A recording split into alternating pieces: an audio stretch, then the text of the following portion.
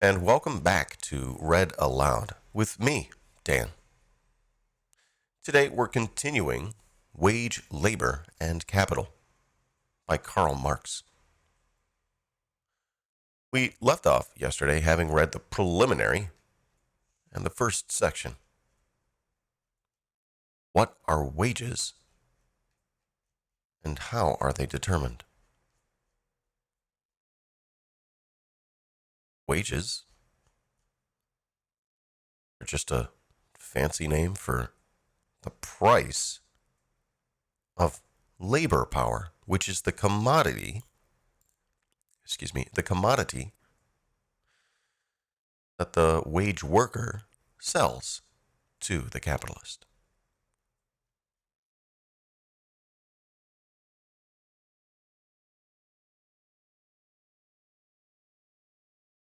That was it.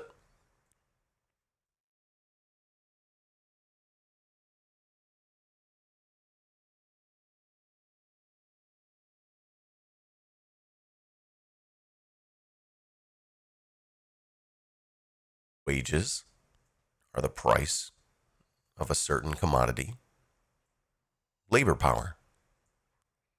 And he concludes saying wages, therefore, are determined by the same laws that determine the price of every other commodity.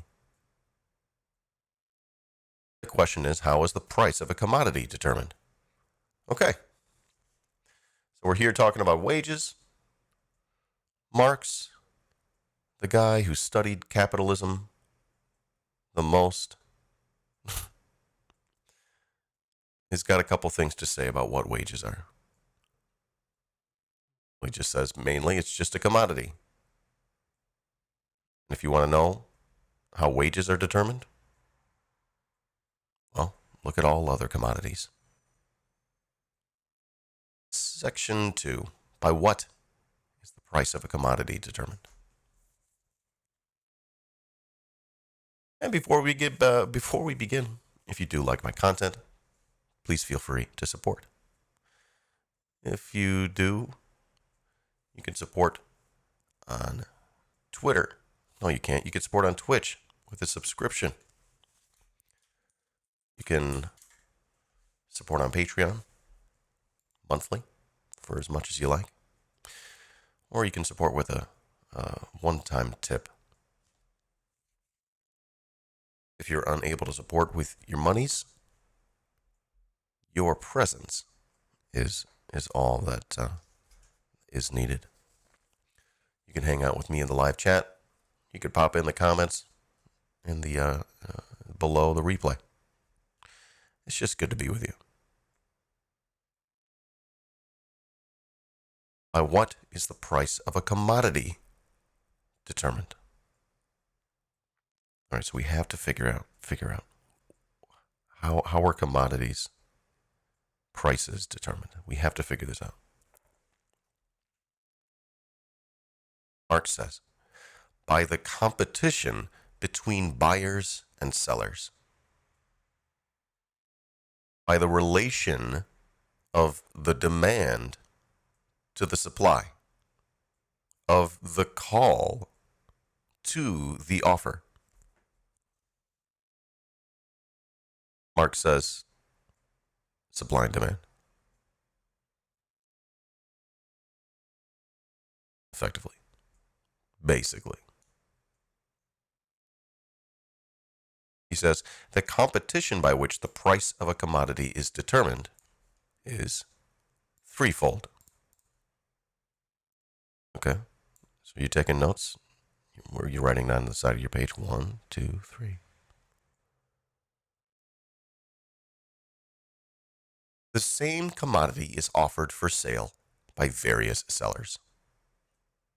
Whoever sells commodities of the same quality most cheaply is sure to drive the other sellers from the field and to secure the greatest market for himself. Okay, so he's abstracting here, and you just got to follow him, okay?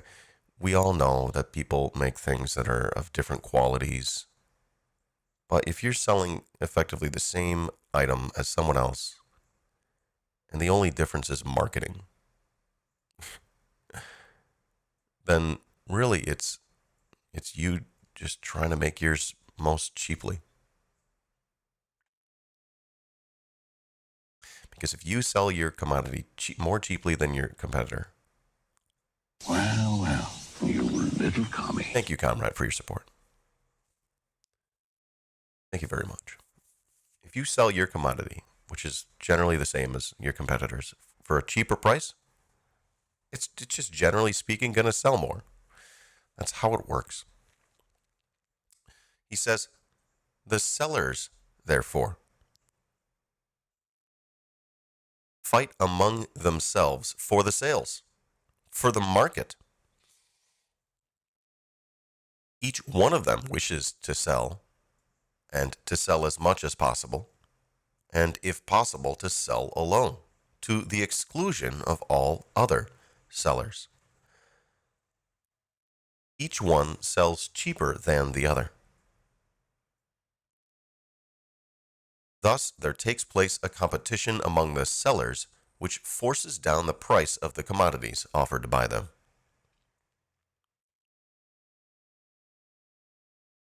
All right, it's pretty basic stuff. You get this. I'm proud of you.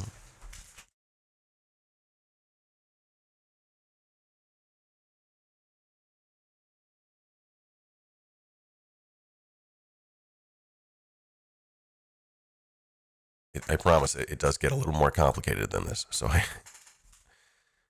if you think this is too simple, hang in there. All right.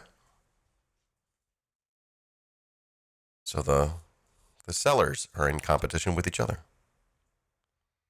He says there's also a competition among the buyers. Okay. It's competition among the sellers.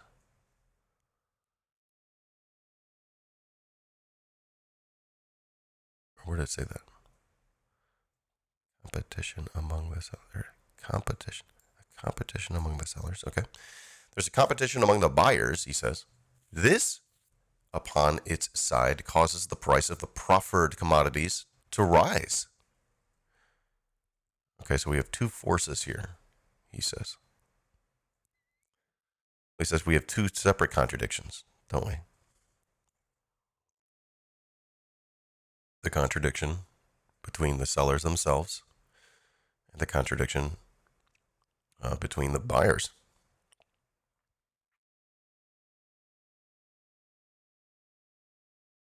Two sets of opposing forces, and Marx is making note of them. He says, finally, there's a competition between the buyers and the sellers. These buyers wish to purchase as cheaply as possible. Those sellers to sell as dearly as possible. No shit, Marx. Just let them cook, okay? Let them cook. He says, the result of this competition between buyers and sellers will depend upon the relations between the two above-mentioned camps of competitors. Id est, or that is, upon whether the competition in the army of sellers is stronger. Industry leads two great armies into the field against each other, and each of these again is engaged in a battle among its own troops in its own ranks. The army among whose troops there is less fighting carries off the victory over the opposing host.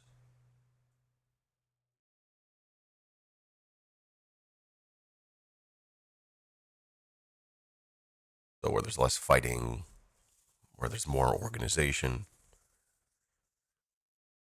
in industry, you're going to beat your competitor. You're going to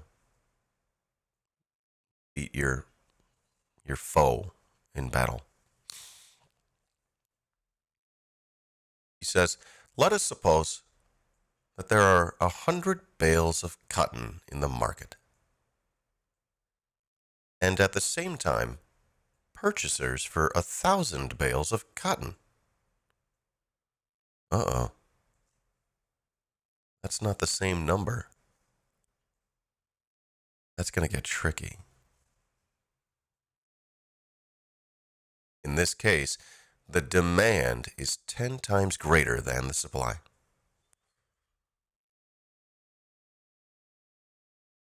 Competition among the buyers, then, will be very strong.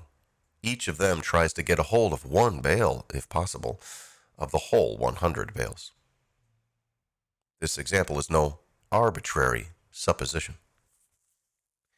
In the history of commerce, we have experienced periods of scarcity of cotton when some capitalists united together and sought to buy up not 100 bales, but the whole cotton supply of the world. In the given case, then, one buyer seeks to drive the others from the field by offering a relatively higher price for the bales of cotton. The cotton sellers, who perceive the troops of the enemy in the most violent contention among themselves, and who therefore are fully assured of the sale of their whole 100 bales, will beware of pulling one another's hair in order to force down the price of cotton at the very moment in which their opponents race with one another to screw it up high. So, all of a sudden, peace reigns in the army of sellers. They stand opposed to the buyers like one man, fold their arms in philosophic contentment, and their claims would find no limit did not the offers of even the most importunate of buyers have a very definite limit. Importunate? It's got to be a typo, right?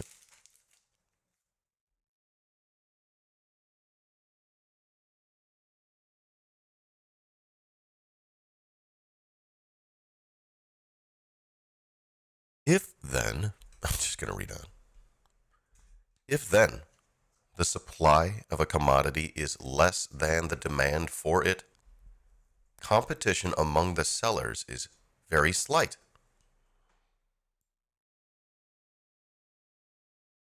Or there may be none at all among them.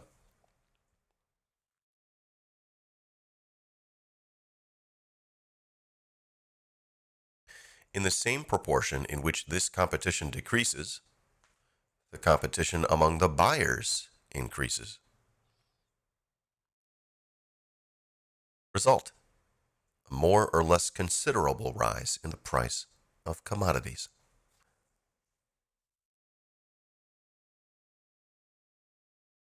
Just laying out different scenarios here.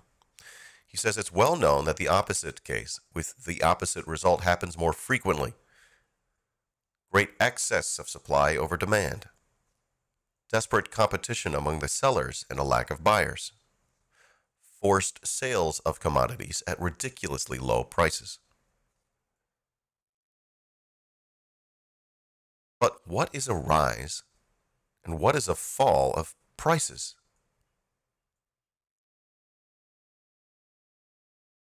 What is a high and what a low price? A grain of sand is high when examined through a microscope, and a tower is low when compared with a mountain. And if the price is determined by the relation of supply and demand, by what is the relation of supply and demand determined? Now he's cooking. Here we go.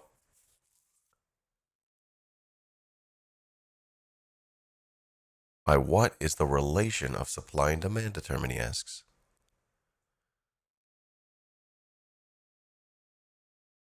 He says, let us turn to the first worthy citizen we meet. What? Thought he was going to answer the question. He says he will not hesitate one moment, but like Alexander the Great, will cut this metaphysical knot with his multiplication table. I don't know what he's talking about. He says, he will say to us, if the production of the commodities which I sell has cost me £100, and out of the sale of these goods I make £110, within the year, you understand, that's an honest, sound, reasonable profit. But if in the exchange I receive 120 or 130 pounds, that's a higher profit. And if I should get as much as 200 pounds, that would be an extraordinary and enormous profit. What is it then that serves this citizen as the standard of his profit?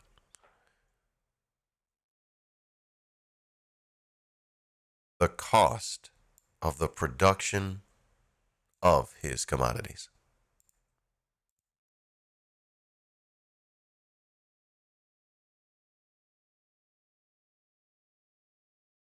By what is the relation of supply and demand determined? The cost of the production of commodities.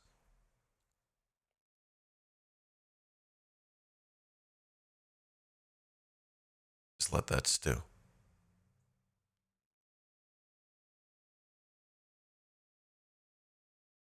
Generally speaking, that is how it works. Marx says,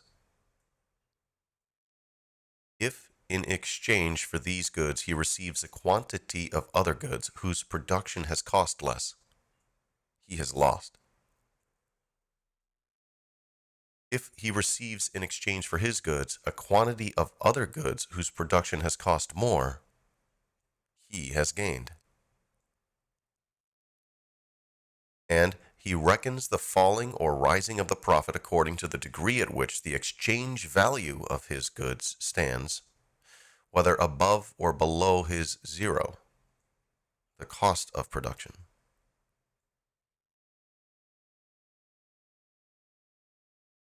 Not sure if there's typos in there or what, but I think we get the gist. Sometimes it doesn't make sense.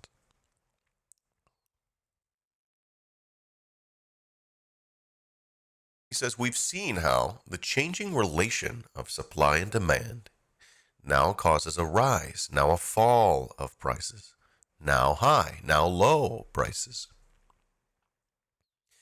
If the price of a commodity rises considerably owing to a failing supply or a disproportionately growing demand, then the price of some other commodity must have fallen in proportion. For of course, the price of a commodity only expresses in money the proportion in which other commodities will be given in exchange for it. Can't just have everything go up.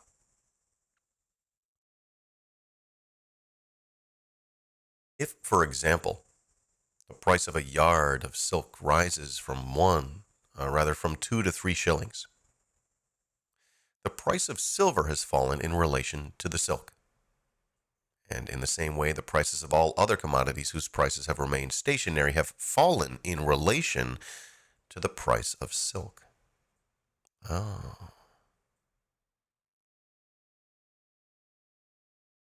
A large quantity of them must be given in exchange in order to obtain the same amount of silk. So it was like silk is somehow more special. But who determines that? God? Is it God determining prices? What's happening here? What is the thing that's determining prices? Well, the cost of production. Well, what determines that? He hasn't gotten to that yet, has he? He hasn't gotten to that.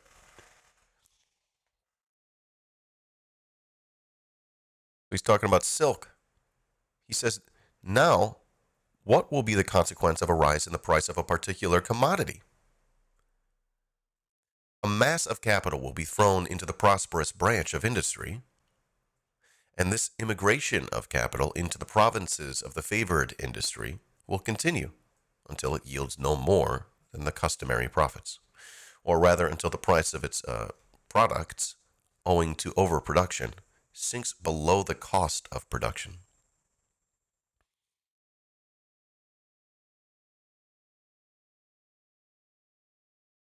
And that's business, baby. That's how it works. I'm sad to say there's a cicada that's outside, I think. So you can hear it when I speak due to the noise gate. But yep, we're going to do our best. This is not a professional audiobook. I'm definitely not getting paid professional rates.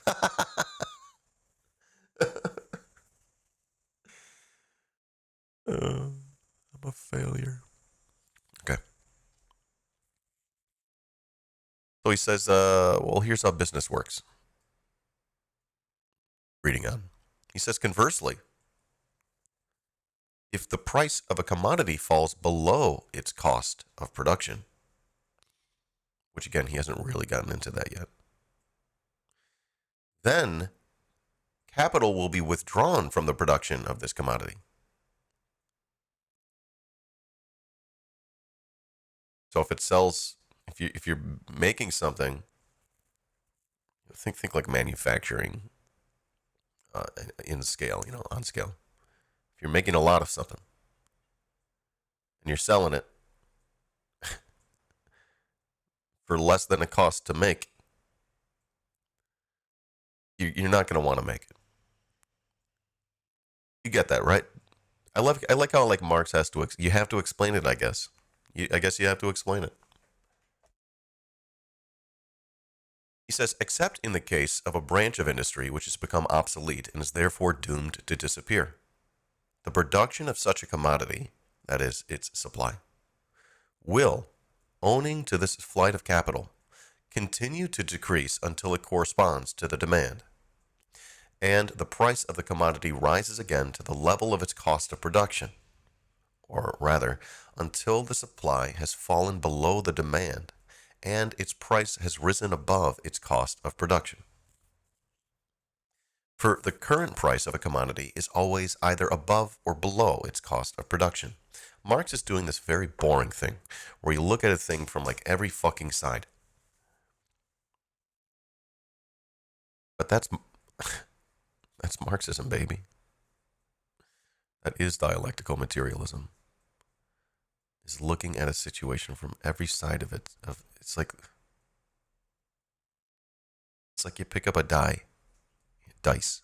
You pick up a die. There's only like a few faces that are facing you. You have to examine the whole thing. And then if you're throwing more than one die, are we in dice territory when we say that? I don't know. When you throw more than one dice, that seems weird.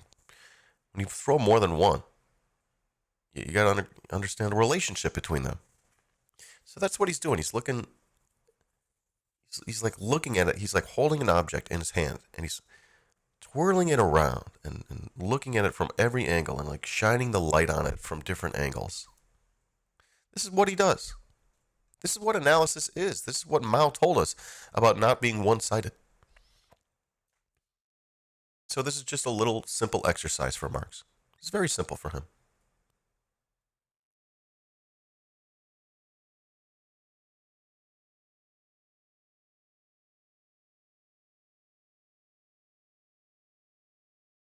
I think we're done with this paragraph, right?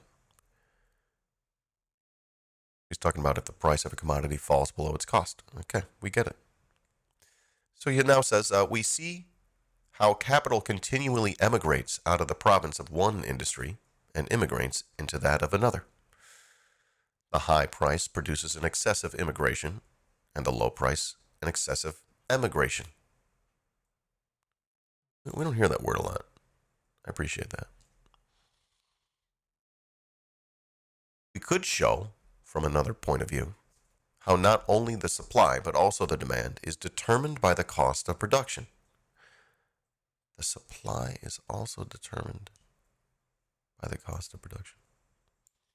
He says, but this would lead us too far away from our subject. I'm sure he writes about that in Captial. He says, we've just seen how the fluctuation of money and demand always brings the price of a commodity back to its cost of production.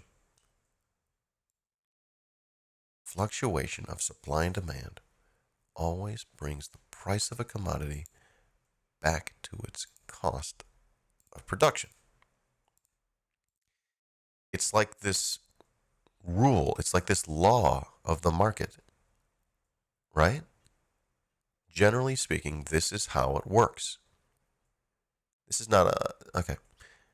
I want to be clear here. This is not like a mechanical law, but over the course of things, this is generally how it works. When you take like all the companies, you know, making a similar product, and you put them all together, this is how it works. So what's making this happen? What are the mechanics behind this? If this is a law, is it like it's some? Is it like gravity? What? I don't get it. Is it like what is what? How does this work? Is there like, seriously, like, is there, who's pulling the strings here? Is there like a god that's making this happen? Right? What's making this happen?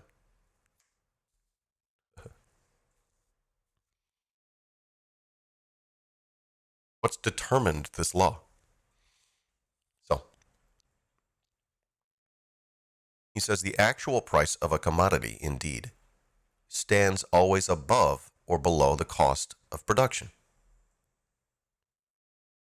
But the rise and fall reciprocally balance each other so that, within a certain period of time, if the ebbs and flows of the industry are reckoned up together, see, the commodities will be exchanged for one another in accordance with their cost of production.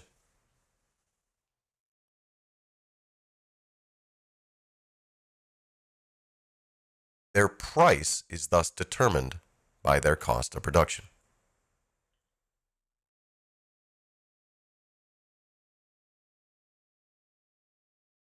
Bro, did we already read this?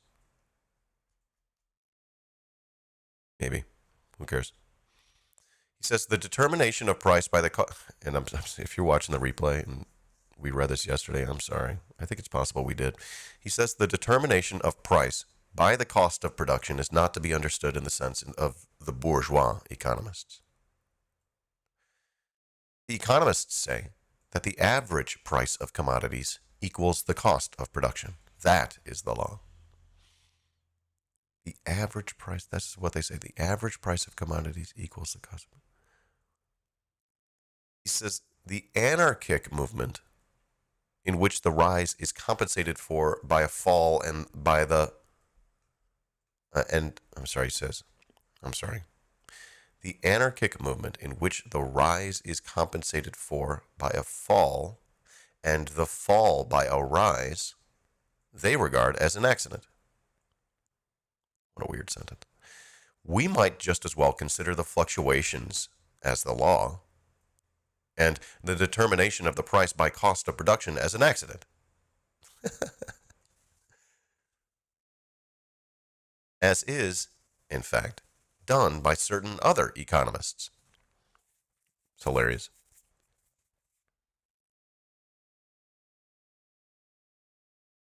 He says these other economists are getting it backwards. That's what he says. He says, but it's precisely these fluctuations which, viewed more closely, carry the most frightful devastation in their train, and, like an earthquake, cause bourgeois society to shake it to its very foundations. It is precisely these fluctuations that force the price to conform to the cost of production. In the totality of this disorderly movement is to be found its order.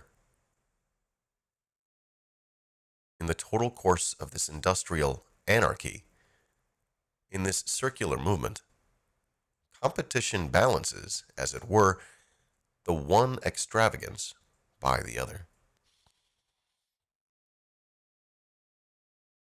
We thus see that the price of a commodity is indeed determined by its cost of production, but in such a manner that the periods in which the price of these commodities rises above the costs of production are balanced by the periods in which it sinks below the cost of production, and vice versa. Of course, this does not hold good for a single given product of an industry, but only for that branch of industry, like I was sort of mentioning before. So also does it not hold for a good for an individual manufacturer, but only for the whole class of manufacturers. You can sort of see what he's getting at now. The determination of price by cost of production is tantamount to the determination of price by the labor time requisite to the production of a commodity. Ooh. It's the first time he's touched on that here, right? He says, for the cost of production consists first of raw materials and wear and tear of tools, etc. That is, of industrial products whose production has cost a certain number of work days, which therefore represent a certain amount of labor time. And secondly, of direct labor, which is also measured by its duration. All right, so here it is. Bam. This is it.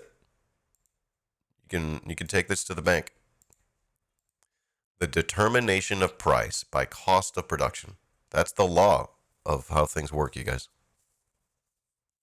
It's tantamount to the determination of price by the labor time requisite to its production.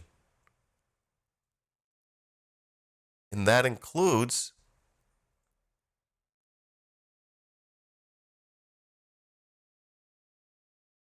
the tools and the raw materials and the labor power bound up in the production of those things.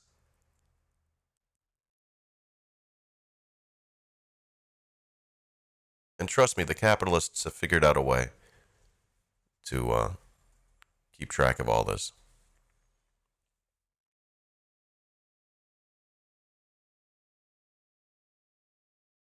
Cost of production, again, I'm going to read again. The cost of production consists, first, of raw materials. So you go to your job, and there's stuff for you to use at your job. I work at a bar. There's a whole bunch of bottles behind the bar. Did I buy the bottles? No. My boss bought the bottles. The business. I grab the bottles and I put them into cups. That's what I do.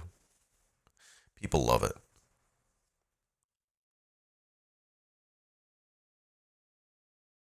But when we sell that glass, how is that price determined?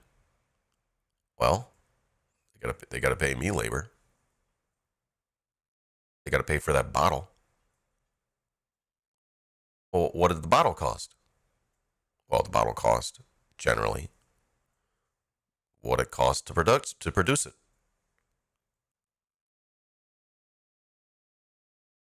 And then there's all that labor power that's bound up into that too. You guys see you see liquid in a bottle. I see labor power. Liquid labor power. That's what I see. You can literally change the way you see the world and reveal its social nature. You can change the way you see the world. And I want to help you.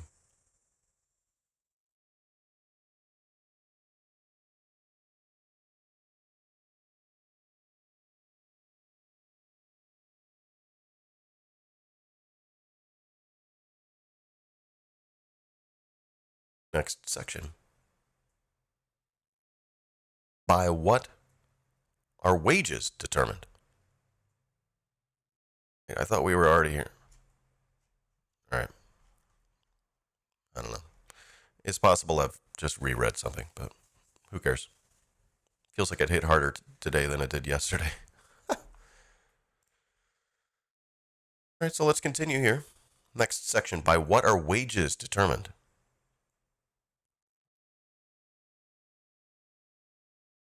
What do you think? By what are wages determined? Didn't he tell us earlier? He said it's the same as any other commodity, right? And how are their prices determined? Well, by how much it costs to produce it. Or, if you boil that sentence down, what you get is, like, how much labor power is bound up into the thing? And what does it cost to keep that labor power alive? Bro, did that book cover of Marx just wink at me? It looked like it winked at me. It's way too realistic. So, let's read on. By what are wages determined? He asks. Now, the same general laws which regulate the price of commodities in general naturally regulate wages, or the price of labor power. Wages will now rise, now fall, according to the relation of supply and demand. According as competition shapes itself between the buyers of labor power, the capitalists, and the sellers of labor power, the workers. Just like he was looking at sellers and buyers before, you were thinking of another commodity, right? You were probably thinking of a sandwich or textiles. Maybe you were thinking of yards of linen. But the opposite is true too. The workers are also sellers in the marketplace. They're selling their labor power. And the same dynamics of supply and demand, for lack of a better term, the relation of supply and demand, I like how he says, that same dynamic is at play. It's just on the opposite end here. So, he says, wages will now rise, now fall, according to the relation of supply and demand, according as competition shapes itself between the buyers of labor power, the capitalists, and the sellers of labor power, the workers. The fluctuations of wages correspond to the fluctuation in the price of commodities in general. In general. But within the limits of these fluctuations, the price of labor power will be determined by the cost of production, by the labor time necessary for production of this commodity. Labor power.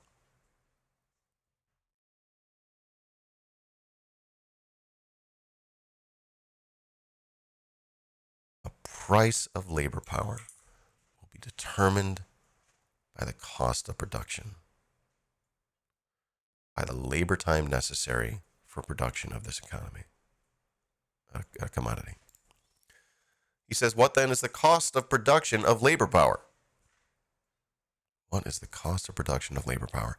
It is the cost required for the maintenance of the laborer as a laborer, and for his education and training as a laborer. That's what it costs. Cost of production of labor power, the cost required to keep the laborer alive and trained enough to do the job.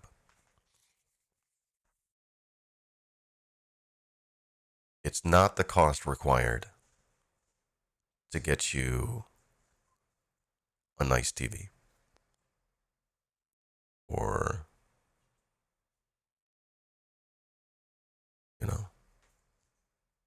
a nice pair of shoes.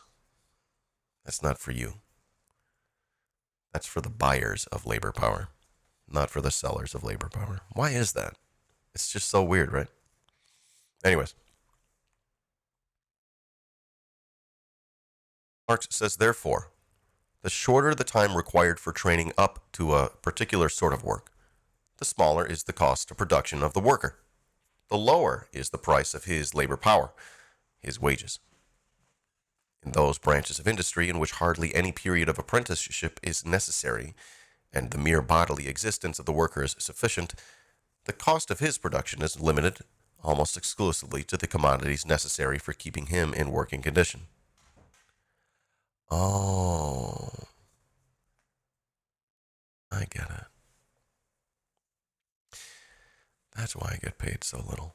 He says the price of his work will therefore be determined by the price of the necessary means of subsistence. Here, however, there enters another consideration. The manufacturer, who calculates his cost of production, and in accordance with it, the cost of the product, takes into account the wear and tear of the instruments of labor. This is part of it too.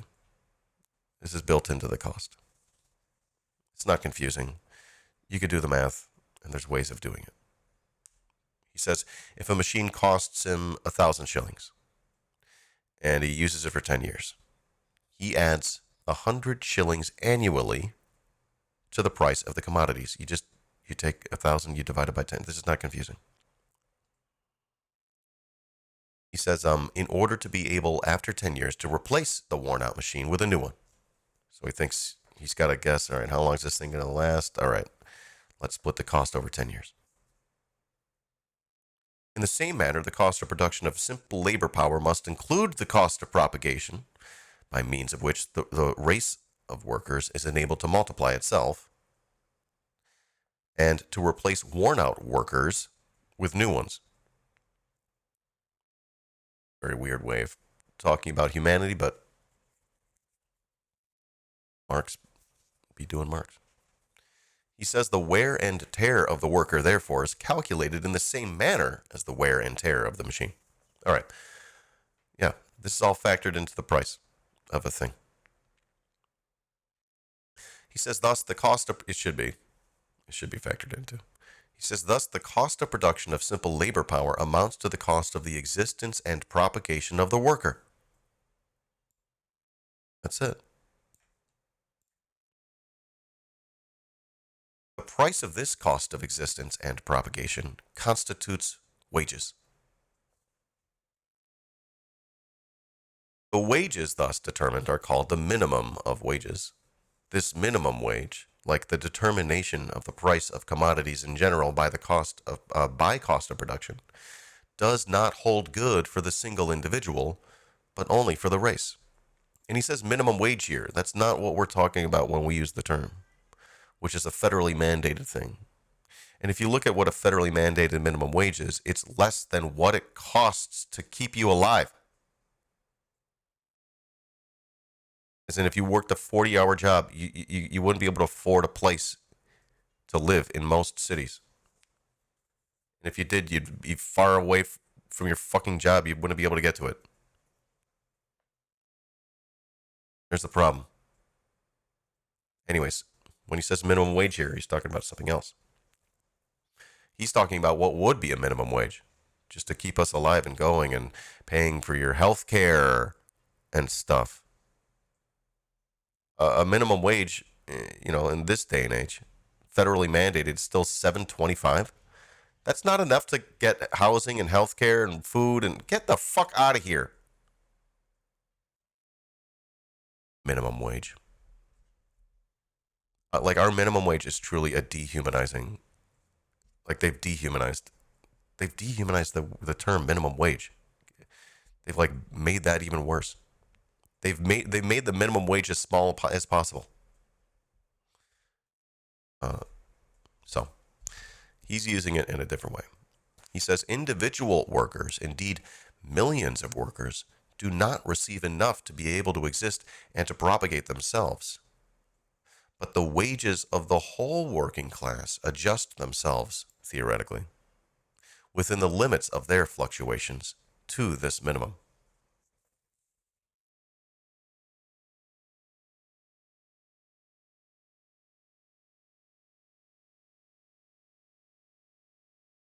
He says, now that we have come to an understanding in regard to the most general laws which govern wages, as well as the price of every other commodity, we can examine our subject more particularly.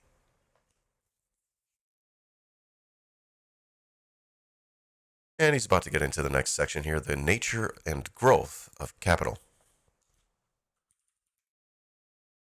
I think we'll tackle that tomorrow. I hope you enjoyed reading with me today. If you're watching live, stick around. If you're watching the replay, catch the next chapter or section, the nature and growth of capital. If you like my content, Great, Dan. Thank you, Dan. thank you very much. If you like my content, please feel free to support. Subscribe on Twitch, support on Patreon, or send a tip. It all means a lot, I promise you. It really helps. Thanks so much. Be good to yourself, be good to each other, safety first and teamwork, all power to all the people, free all political prisoners. Repeat after me, I am a revolutionary.